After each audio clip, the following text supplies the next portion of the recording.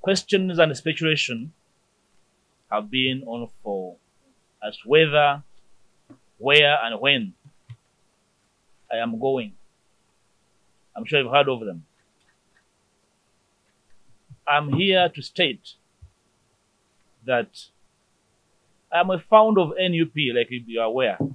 I did not join NUP, but I was part of the founding blocks of NUP, where I serve as a deputy president in charge of Uganda.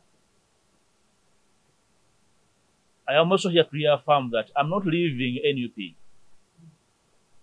a party I founded with colleagues, consciously, and I'm not here to do anything to destroy or kill it. At least I'm not invited to do so at this moment.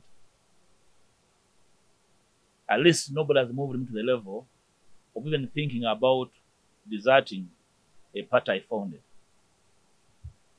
That should be understood.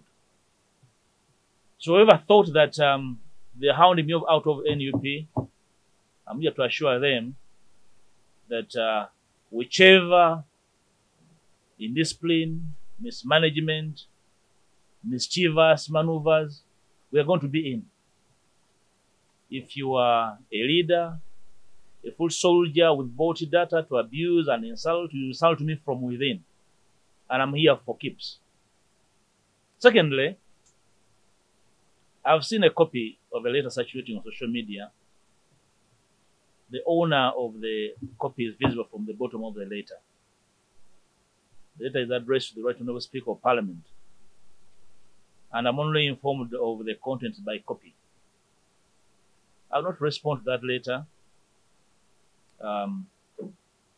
Except to restate my position as communicated earlier to the party and the nation, that I affirm the fact that I confess no wrongdoing, whether in law or elementary common sense.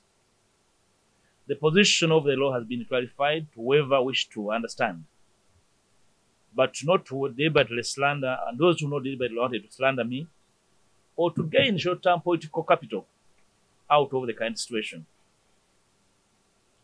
So I did state my position. It is the position of the law and common sense. I wish to reassure all comrades in the struggle for a fair Uganda that my commitment has never waned, that I'm not and shall never be part of any form of corruption. I've never been in that of corruption. I am never corrupt, and nobody will invite me into corruption. When we find ourselves disagreeable on anything in our midst, as a party, as change-seeking forces, we must find mechanisms for mature resolution, which is different from grandstanding and desire to settle political scores at the expense of reputations of comrades with whom we struggle to offer the country better leadership.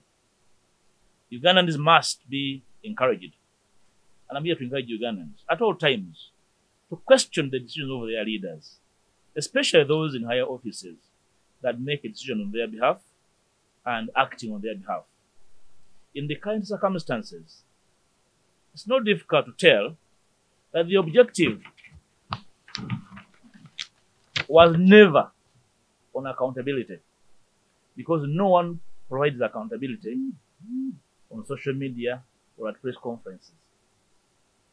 The previous days have cast much doubt within the Ugandan populace and our partners beyond our borders is whether our party is capable of handling Hominga's tasks of liberation and effecting solutions to the political and social challenges of our country. We must regain public confidence as NUP and as the opposition, trust and demonstrate that we are worthy the people's support in leading the charge for change and transformation the Ugandan masses are yearning for. You can note that in the current circumstances, like we are observing all over the last 1.5 months, General Museveni has been candid to us, at least, over his dynasty agenda. including the latest reshuffle in the EPDF that saw his son ascend the helm of the country's military. Unfortunately, the largest opposition party in the country looks clueless and unable to guide its bruised cadreship on what next. Even the renewal of the term of the EC commissioners, who bungled and fixed with the last election, did not raise the curiosity of the largest opposition party in the country. Let me now assure the entire NUP leadership, membership, and supporters and the general public that NUP is my party, and I harbor no intention whatsoever of leaving, like I said. And the next days or weeks, I will embark with colleagues that concur with the challenges in the party on a program to reform the party and make it a credible party and competent as a party or as government in waiting. I am aware of our supporters in the diaspora that are very desperate. I'm here to appreciate you. Your immense support is appreciated in building our younger party and the quest for a new Uganda in general. I am aware the diaspora interacts with a lot of information, but largely a lot of misinformation, targeting their justifiable desperation for change. I pledge to you my availability and the clarity of mission and purpose in whatever we do to change the trajectory of our nation. Ugandans in the diaspora are desperate to cement their contribution towards change beyond social media commentary and material support, which seem to be a major preoccupation of many leadership here in Uganda. We should be embarking on a joint push for major reforms in our electoral laws and major constitutional shifts to enable diaspora citizenry participation in our electoral activities beyond manipulating the change agenda by selfish individuals here.